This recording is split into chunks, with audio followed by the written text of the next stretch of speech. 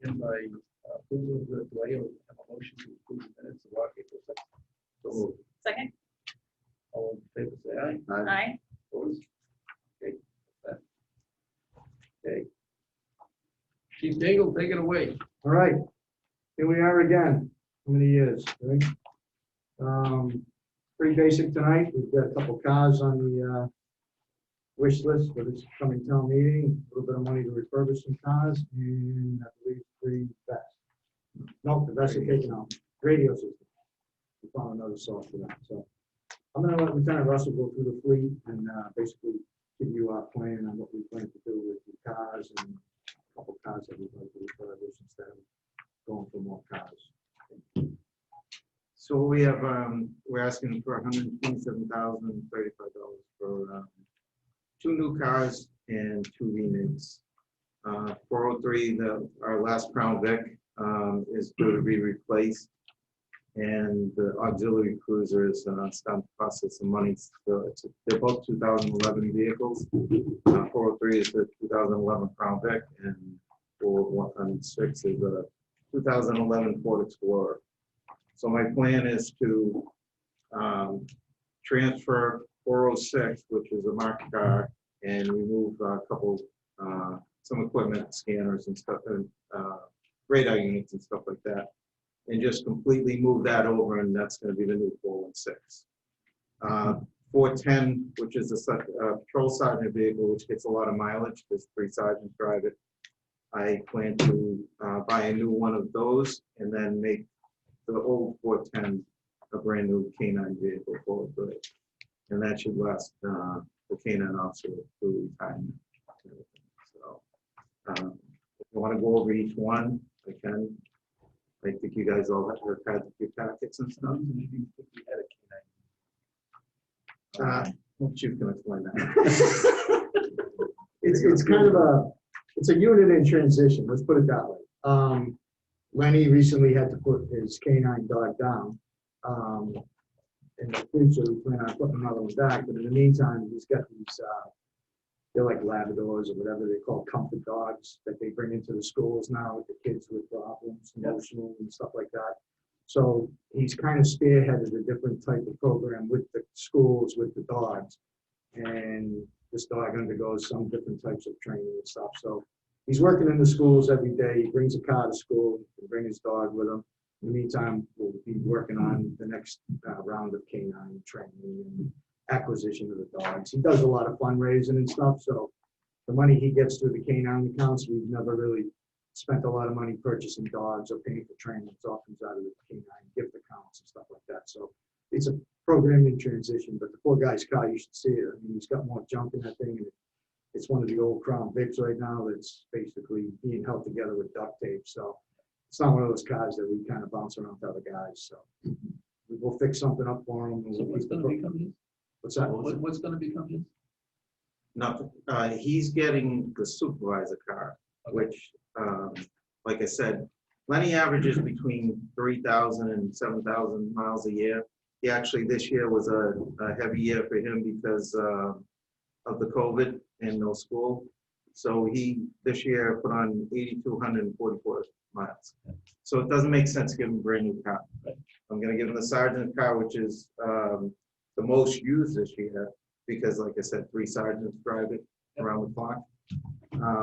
It's still got low mileage, 65,000. Like I said, even with his average of 3,000 to 7,000 miles a year, that'll take him into his retirement. He'll retire with that car.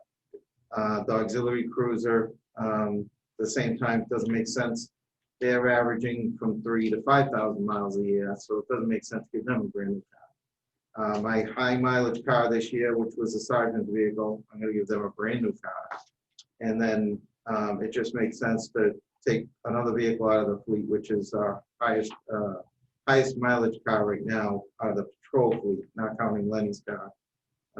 That'll just go to auxiliaries. And I'm just it's gonna be a clean swap. We're gonna change some graphics, remove the radar unit because they don't do radar and stuff like that, but minor changes. And then for Lenny's car, The sergeant's vehicle is the closest to what he has. It's called the slick top. There's no light bar. So it's only gonna cost us, I think it was 6,800, yeah, 6,784.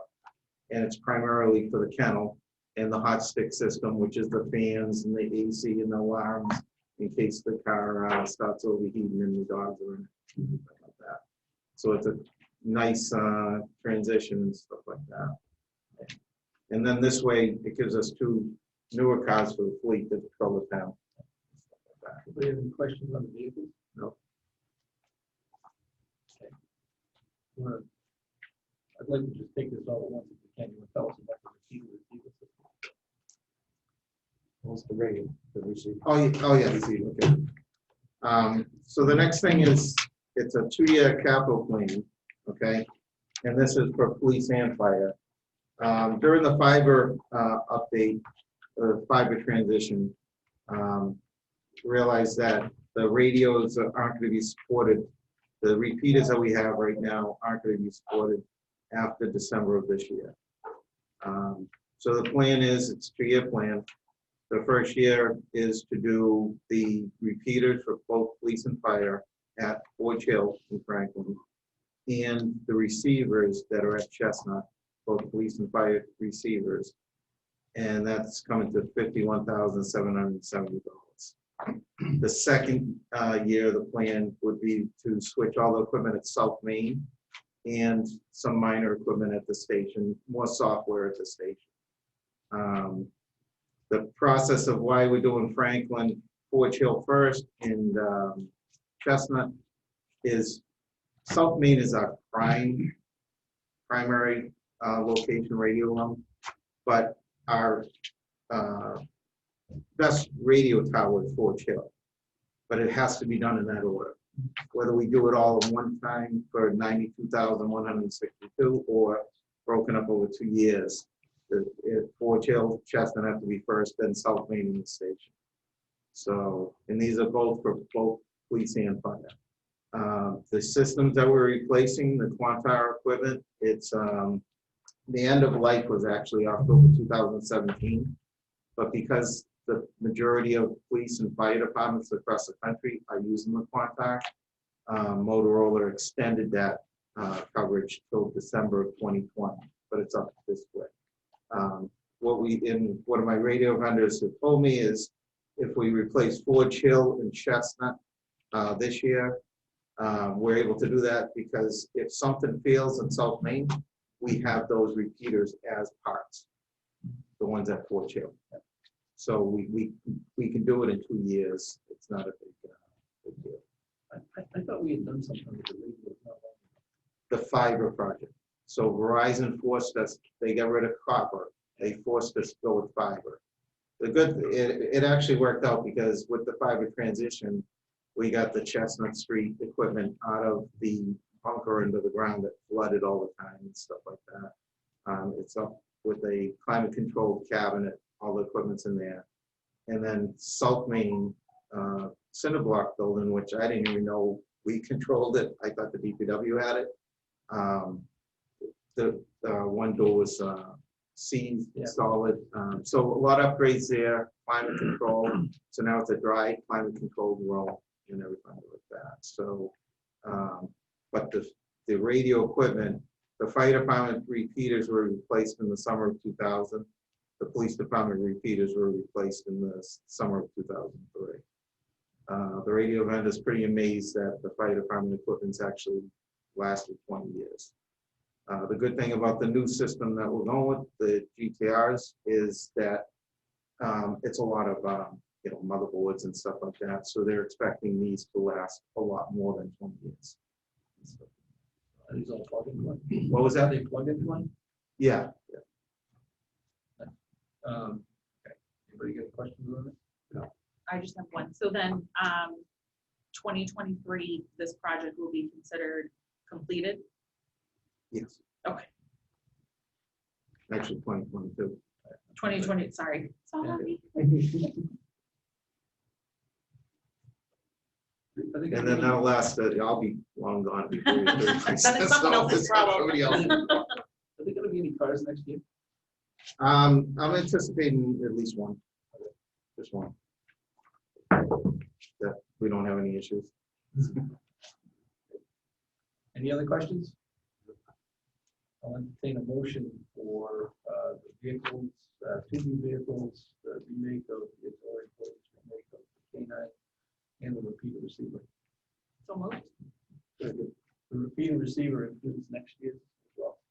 So it's the 1-year program. I think we're only funding the first year. Well, Yeah. this is not funding. This is capital. All right, so we're approving next year.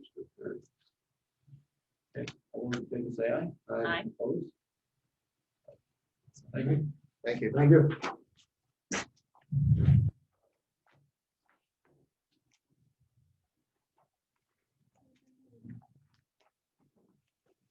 Thanks, guys. Thank you. The other chief.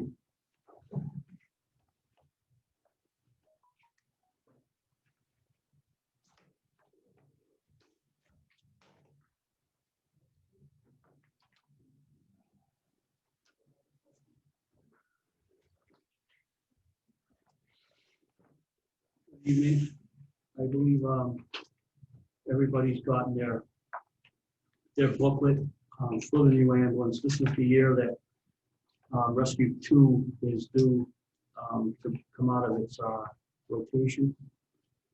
At this time, Rescue 2 is a 2013. It has 92,960 miles on it. If you read the spec, the new ambulance that will come in its place will, by contract, be there in about 190 days, which is probably 6-7 months before that's built. Today, I just got a thing from Specialty Vehicles. They're going to give us $7,000 for the Rescue 3 that we're going to be trading back. So that's going to drop it. It drops the price of the ambulance itself to $296,287. And with the added extra equipment, what we would need for the replacement of this ambulance is $362,881.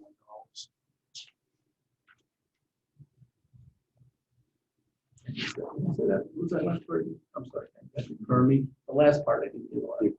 the equipment, the upgrades to the Life Pack 15s, and we have to replace a Life Pack 12 with a new Life Pack 15. Our 8-year warranty on the Life Pack 15s are going to be up. So Stryker gave me a pretty good deal. They said if I do the upgrades this year and I renew our 8-year contract with them, that they'll give me 50% off of upgrading the equipment. So I think that was a pretty good deal. And how much was that? I thought you said a number, but I didn't. Yeah, it's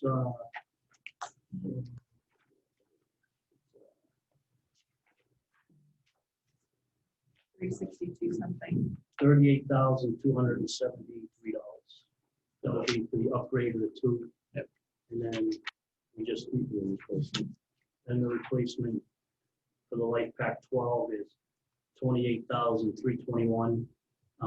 And they're gonna give us a trade-in value for the Life Pack 12 that will be given back to them. $5,000. So Mary, the net dollars is the 369,881.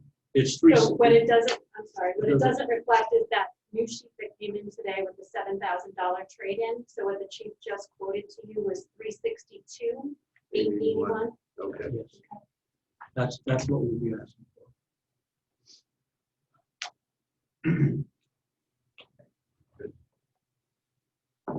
Anybody have any questions on? Running the meeting? No. Okay. Do we want to do the same thing or want to take this out? Let's take this one separately. All right. So, no questions, I'll entertain a motion. Motion to approve or recommend the purchase of a new ambulance in the amount of 362,881, including new equipment, as specified by the chief. That's second. One quick question, Mary. So we'll pay this outright. We're not going to lease. We'll buy. We're definitely not gonna lease. Okay. And and the anticipation right now, the preliminary funding source is free cash.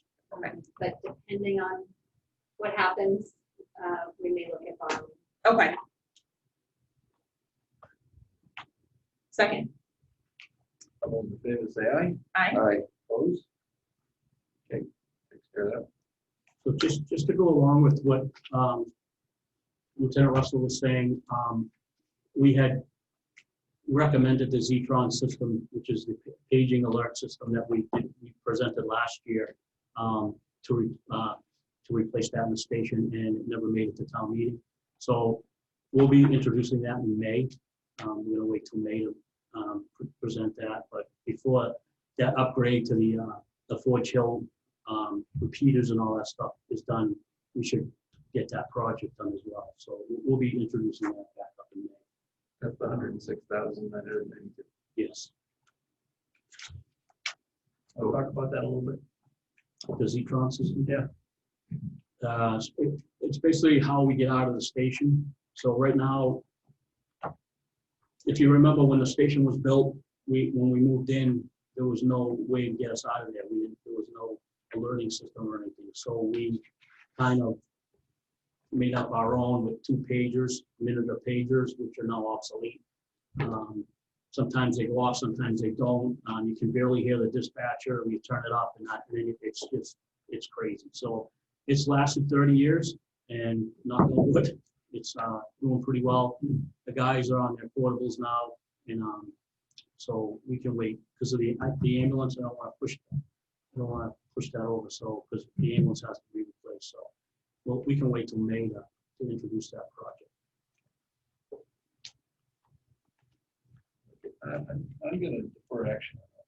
So I can get a little more information. Well, we're not gonna vote on it tonight anyway, because you said you pulled one off until May.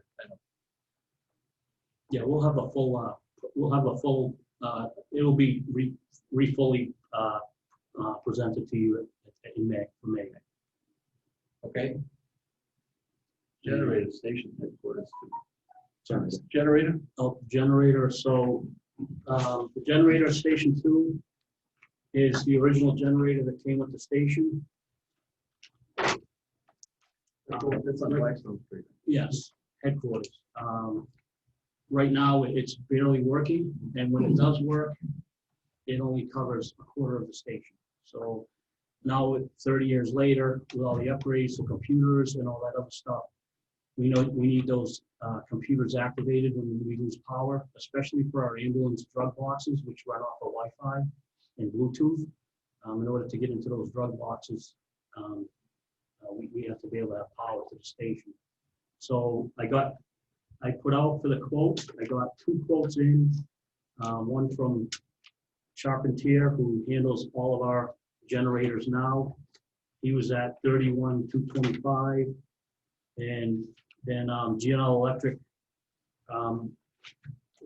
Gary will install the unit for $12,677, and then I got another quote from Mark Turtle, who quoted delivery and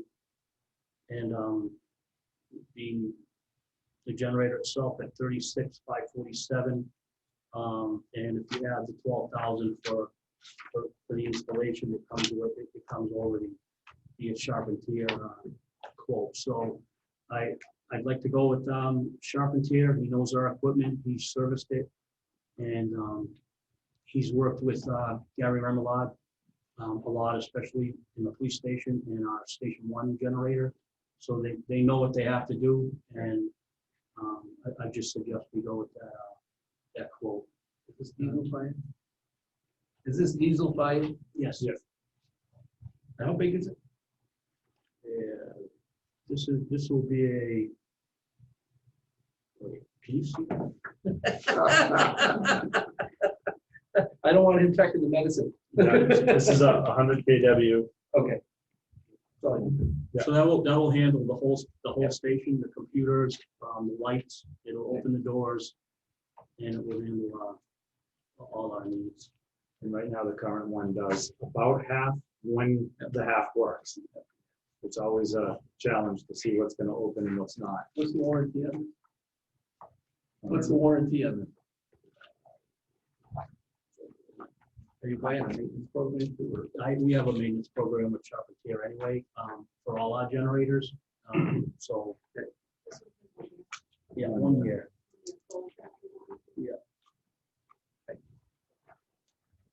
Any questions? No. I'll entertain a motion. So, Second? all those in favor say aye. Aye. Opposed? Okay. Hose and nozzle upgrade. The deputy will run this by you. So right now, we're running a little short on hose. Hose is one of those things that it's a perishable item. We have it tested every year. Every year we have a certain amount fail. This year we also have some new projects. A lot of the bigger buildings that we're putting in, the Amazon and 161, the stretch that we have for our hose has to increase. So we'll be working off of the standpipes in the building.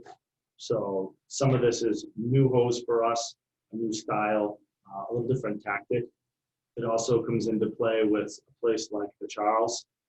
It's 200 feet just to get from the parking lot into the building to the middle of the building before we actually can get into an apartment. Normally our, what we call a high-rise pack, or quick attack pack, was 150 feet for us. That worked on all the buildings up until we started building these bigger ones. Now we're looking at a little bit more, so every vehicle has to have that extra on it. And we also want to go to a little lighter weight unit, because once you start adding to it, the guys still have to be able to go, the firefighters still have to be able to pull it through. And with that comes, again, the new nozzles, upgrade, better quality, better, the whole philosophy of what we do is different. So the technology on those nozzles has changed over the past. Some of our nozzles are from the 60s. So it's time to upgrade. So you're changing it all or not? Not all of them, though. Just basically the attack nozzles, the ones that we use all the time. There are some older ones that'll stay in service. Right now, they're perfectly fine for what we do. I'm an old timer. I'd like to do. These kids want me. New and shiny. No more shiny. Okay, anybody got any questions on this? I'll entertain a motion. So moved. Okay, all those in favor? Aye. Opposed? Thanks, guys. All right, thank you, thank you.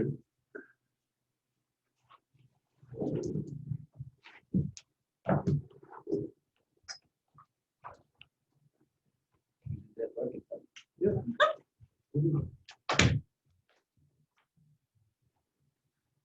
Very well, we have a few seconds. Here's a question probably John wants to know the answer to. Are we planning anything for stabilization? I'm sorry, I can't hear you. Are we planning anything to go into stabilization? Yes, we are. We're planning 100,000. Okay. The clear divider is in the mouse, so I can't hear you. Yeah. All right, and we're hearing the rest of the committees. next- Everybody tomorrow. Tomorrow, sorry. Tomorrow at 5 o'clock. And is everybody going to be in person tomorrow? That's my plan unless everything falls apart.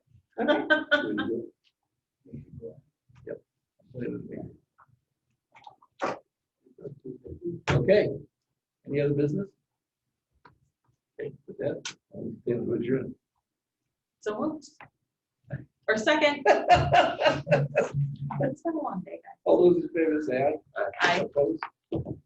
That's it, we're adjourned.